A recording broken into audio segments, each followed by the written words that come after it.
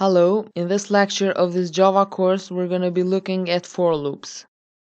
I'm in Eclipse and I'm going to be creating a new project. I'm going to name this project for loops. Then, as usual, we're going to be creating a new class with a right click in the for loops folder. I'm going to name it my application. And I'm going to click finish. Now I'm going to create a main method. After writing main, click Ctrl space and click enter. And to format the indentation of the code, click Ctrl-Shift-F. And now we're going to be looking at for loops. I'm going to write the main structure and then we're going to go through each section. So you have the keyword for, you open the parenthesis, and here you must have 2 semicolons. Then we're going to open the curly braces, and here we'll put the code that will be executed in iterations until the condition makes the loop stop. So I'm gonna put this out and I'm gonna put some random code in here. For example, I love my cat.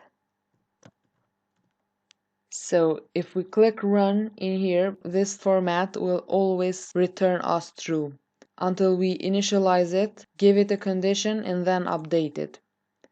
So if we click run, we'll have an infinite loop. So to have a control over this loop, we're going to initialize an integer variable in here.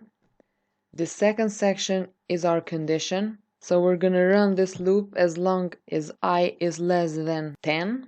And lastly, we have our update section. And we can write in here I equals I plus 1. Or this whole thing in here is the same as writing I plus plus. So once again, there are 3 sections in the for loop. Is the initialization section, the condition section, and the update section. So our variable will start from 0. 0 is less than 10. This will return true. Then our statement here will be printed to the console. I will be increased by 1 and will be stored in our integer right here. And then the cycle will repeat until we have a false condition. So if we run this, we have I love my cat printed 10 times.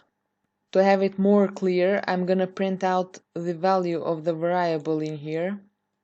So I'm gonna say here the value of my variable is plus I. And as you can see, the loop will run until the condition is false. So when the I is 10, 10 is not less than 10, so the loop will terminate.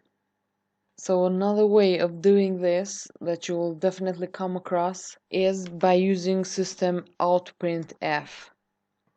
Now this method requires at least 2 arguments. The first one is a string format specifier, and then it will be a variable. There can be many variables after I. So what is a format specifier? So it's a string that contains special characters that will then be replaced by the variables right here.